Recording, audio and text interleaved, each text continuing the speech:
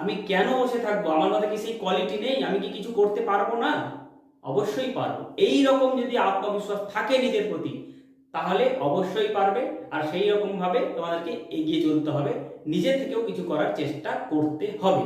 তো সেইভাবে তোমরা নেট সেট জেআরএফ এর জন্য চেষ্টা করো, আপ্রাণ চেষ্টা করো।